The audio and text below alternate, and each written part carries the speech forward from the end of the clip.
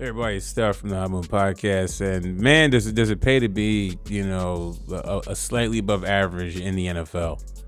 Okay, I mean, look, when the Raiders decided to get trade for Geno Smith, I mean, I get it. They need just a more than competent quarterback to kickstart things. As Pete Carroll's a head coach, and try to just be a little more competitive as they have the sixth pick in the 2025 draft. So maybe they still get a quarterback.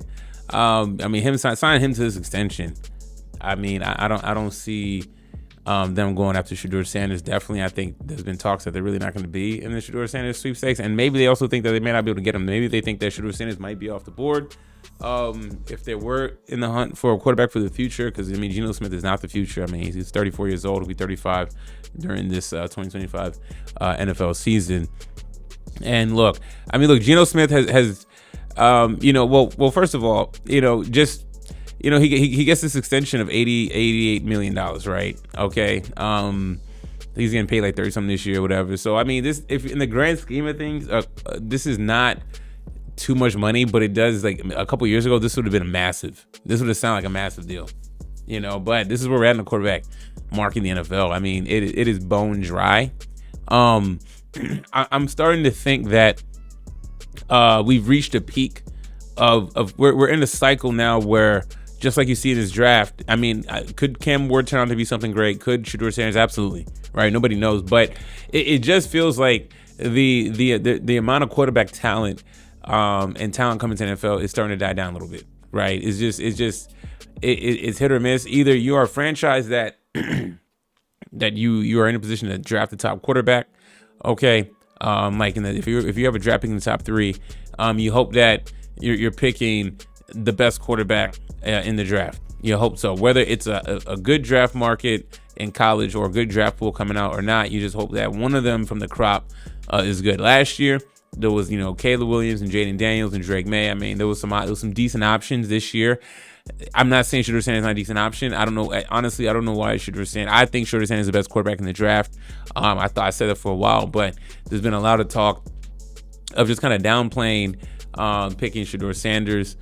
He's not talked about as an elite top prospect compared to years prior of the other quarterbacks. Because look, I mean, I know he didn't win a Heisman and all that stuff, but I mean, just watching the game, I mean, he looks like, I think he'll be fine. People are questioning his athleticism. They don't know what he's really great at outside of leadership. He has a lot of, he checks a lot of boxes, but he's not elite in one of them, right? So I just feel like the NFL cycle, we're in an NFL cycle of quarterbacks, and teams that need quarterbacks are struggling. My team, the Steelers, clearly you have Mike Thomas sweating his ass off in that chair, not knowing what the hell to do. And the Roonies are making public appearances talking about Aaron Rodgers and when he's coming, which is so foreign territory for us. But this is where we're at in the NFL. So you're going to have guys like Geno Smith. Raiders were smart to go ahead and snatch him up, not knowing what the quarterback cycle is going to be, right? That being said, this Geno Smith, I give him credit, man. I mean, when he came into the league, struggled, was a backup for a while.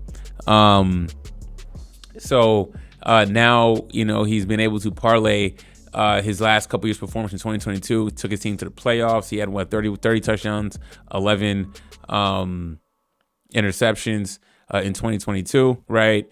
2023, and then 2023 season. I don't think he led the team to the playoffs. I think that the team struggled, but I mean they won games though, right?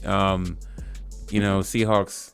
I know last year, this past season, 2024, they won 10 games. So, I mean, he is able to help you win games, right? And if you want to be competitive, that's all you want, then so be it. And I think a lot of teams, we're getting to the point where teams just want to be competitive, right?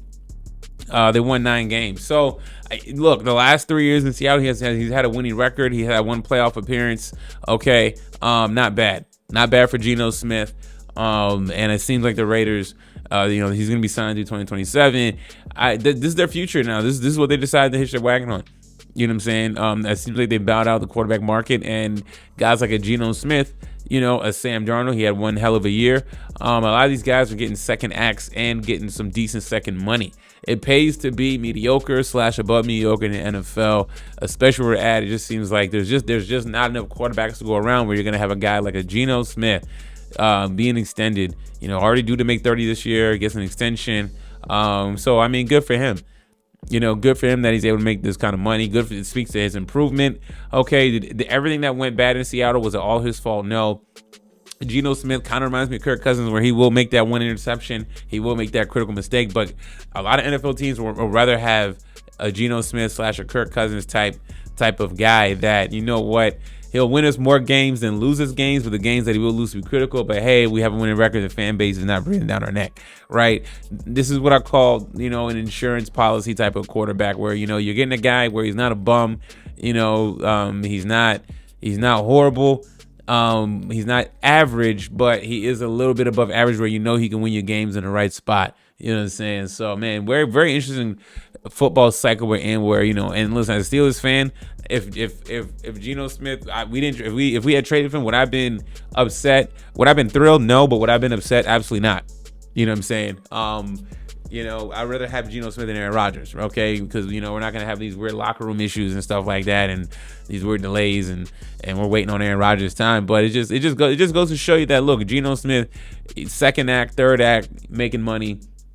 Sam Bradford was really the guy that really, like, way back, was making a lot of money. I mean, Sam Bradford had like maybe one good season, and people ate off of that for a while. He ate off of that for a while, made a lot of money. Kirk Cousins, had a few good seasons, eating off of that right now. Geno Smith seems like he's had the past 3 seasons in Seattle, has winning records, eating off of that. Stat-wise, last year, not the best. I mean, he had 21 touchdowns and 15 picks, and it just got him an extension, right? You know what I'm saying? I mean, it's just very bizarre world we're in these quarterback cycles. Anyways, guys, let me know what you think about all this, man. Thanks for watching. Please like, subscribe. I'm out.